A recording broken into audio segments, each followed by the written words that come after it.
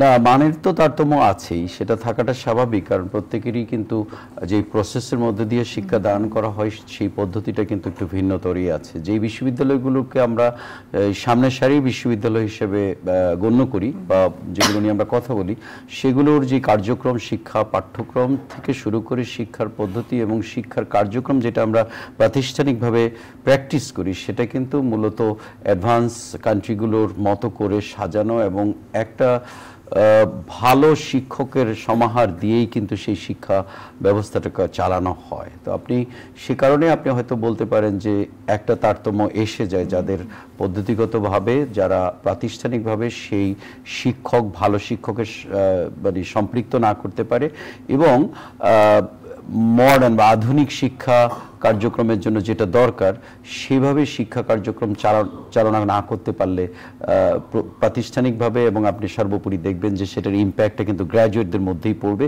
যাদেরকে আপনি ভালো গ্র্যাজুয়েট বা ভালোভাবে তারা জীবনের শেষে ভালো করতে পারে সেরকম জায়গায় নিতে পারছেন না। তো সেটার মূল বিষয়টা হচ্ছে আপনি একটা স্ট্যান্ডার্ড প্রসেস ফলো করবেন, যেখানে কারিকুলামটা স্ট্যান্ডার্ড থাকবে, যেখানে আপনি প্রাতিষ্ঠানিকভাবে একটা মডার্ন মানে প্র্যাকটিসকে আপনি সেখানে ধারণ করবেন। আমাদের দেশে কিন্তু আমরা সেই জায়গাটার মধ্যে কিন্তু নানান ধরনের বৈষম্য আছে, প্রতিষ্ঠান ভার্সেস প্রতিষ্ঠান। এটা সরকারি হতে পারে, বেসরকারি হতে পারে, এটা মানে ছোট হতে পারে, বড় হতে পারে, অথবা শহরে হতে পারে বা গ্রামে হতে পারে। আমরা দেখছি যে শিক্ষা প্রতিষ্ঠান সরকারিদের মধ্যেও কিন্তু অনেক ভালো শিক্ষা প্রতিষ্ঠান আছে, আবার বেসরকারির মধ্যেও ভালো আছে। এর মধ্যে যে ধরনের বৈষম্যটা আমরা এসছে, অর্থাৎ আমরা একটা ইকুইটি রেখে একটা ইকুয়ালিটির মধ্য দিয়ে কিন্তু শিক্ষা ব্যবস্থাটাকে রাখতে পারছি না। আমাদের দেশে প্রথমত প্রবলেম হচ্ছে আমাদের একটা স্ট্রাকচারাল প্রবলেম আছে, সেটা হচ্ছে যে আমাদের কারিকুলাম এবং ফ্লেক্সিবিলিটির জায়গায় কিন্তু আমরা অনেকভাবে রাষ্ট্র দ্বারা কিন্তু কন্ট্রোলড, এবং সেই জায়গাটা আমি সবসময় কিন্তু আমি আমার ব্যক্তিগত ওপিনিয়নটাই বলছি, আমি সবসময় এটার উল্টো পাশে কথা বলি যে উচ্চশিক্ষা অঙ্গনে আপনি যদি ফ্লেক্সিবিলিটি না আনতে পারেন, ফ্রিডম না থাকে, এবং আপনি যদি আধুনিক বিশ্বের সাথে তাল মিলিয়ে যদি আপনি শিক্ষা কার্যক্রম চালাতে না পারেন, তাহলে আপনি কিন্তু সেই তারতম্যটা দেখতে পাবেন। আমরা নর্থ সাউথ বিশ্ববিদ্যালয় সহ বাংলাদেশের কিছু সরকারি এবং বেসরকারি শিক্ষা প্রতিষ্ঠান আমি বলবো যে তারা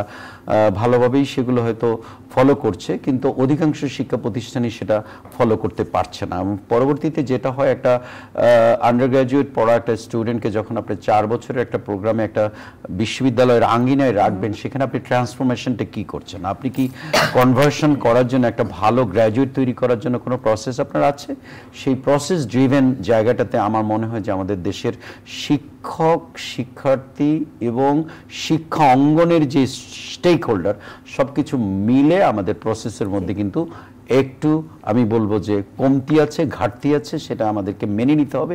সেখানেই আমাদের কাজ করলে কিন্তু শিক্ষার অগ্রগতি নিয়ে যে কথাটা আপনি তুলে আসছেন আজকে, সেটা আমাদের পক্ষে এগিয়ে যাওয়া সম্ভব হবে। তা না হলে আমরা কিন্তু স্বাধীনতার পর থেকে যেভাবে শিক্ষা অঙ্গনের জায়গায় আমরা কিন্তু আস্তে আস্তে কিন্তু ক্রমান্বয়ে কিন্তু গুণগত মান হারাচ্ছি এবং আগামী দিনেও হারাবো যদি আমরা এটাকে এখন থেকে ভালোভাবে না ধরতে পারি।